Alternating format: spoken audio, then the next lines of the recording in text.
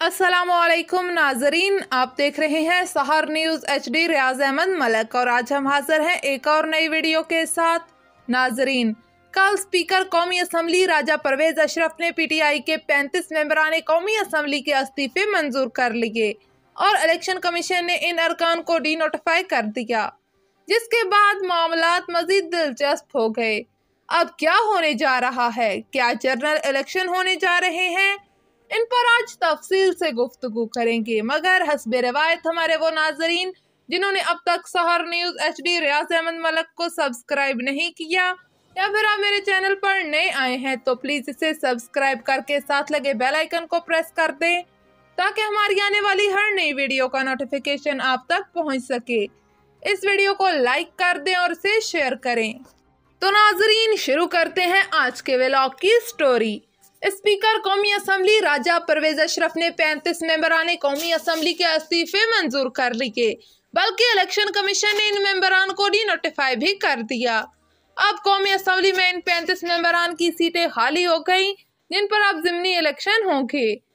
अब होगा क्या कि इन तमाम सीटों पर इमरान खान खुद इलेक्शन लड़ेंगे। इनके मुकाबले में PDM इलेक्शन नहीं लड़ेगी।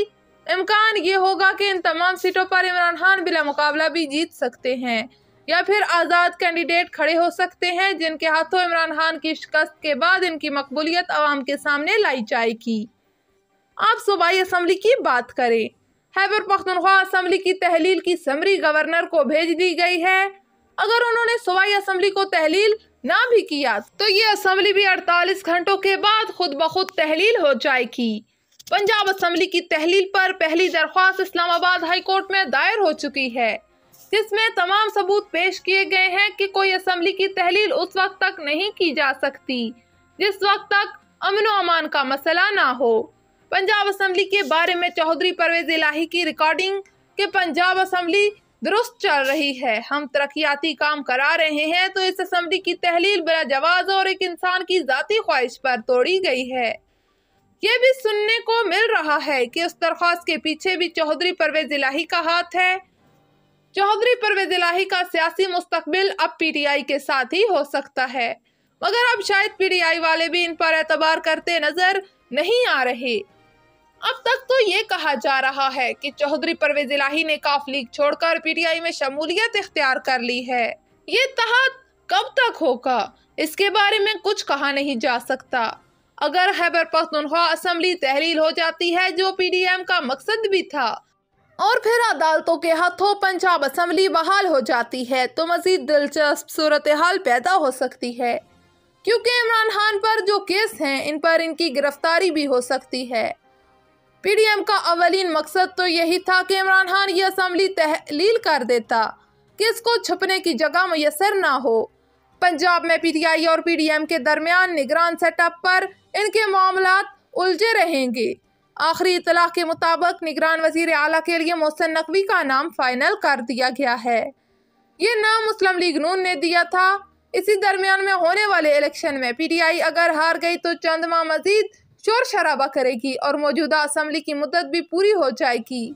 इन 35 इस्तीफों के बाद स्पीकर अगले मरहले में मजीद इस्तीफे मंजूर करेगा या PTI के कुछ लोग इन इस्तीफों से इनकारी होंगे, ताहम PTI इस पोजीशन में नहीं होगी, वो निगरान सेटअप का हिस्सा ना बन सके। दूसरी जानब ये भी मालूम हुआ है कि मुस्लिम लीग नून के कायद मियां नवाज शरीफ ने PDM को चाराहाना हिकमत अमली की हदायत की है। अब ईंट का जवाब पत्थर से देने की तैयारियां भी जारी हैं, जिसका सबूत ये भी है कि इमरान खान ने कौमी असम्बली में वापसी का इशारा दिया तो PDM ने इनके अरकान असम्बली के इस्तीफे मंजूर कर दिए, जो बज़ाहिर तो हुकूमत की कमजोरी लगती है। इन्हें ये तो नहीं करना चाहिए था, मगर अब इनकी मजबूरी और इमरान खान के 35 पेंचर का जवाब भी है। मुस्लिम लीग ने इनकी तमाम कमजोरियों से अब भरपूर फायदा उठाने का मंसूबा भी बना रखा है। यूं PTI अब सियासी उफक से गायब होना शुरू हो जाएगी।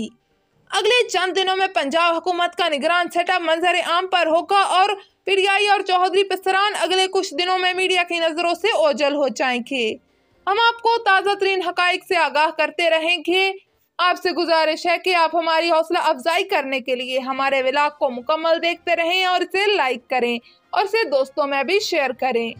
तो नाजरीन, ये थी हमारे व्लॉग की आज की स्टोरी। उम्मीद है आपको पसंद आई होगी। हमारी आज की ये वीडियो आपको कैसी लगी हमें कमेंट बॉक्स में अपनी राय से ज़रूर आगाह करिएगा।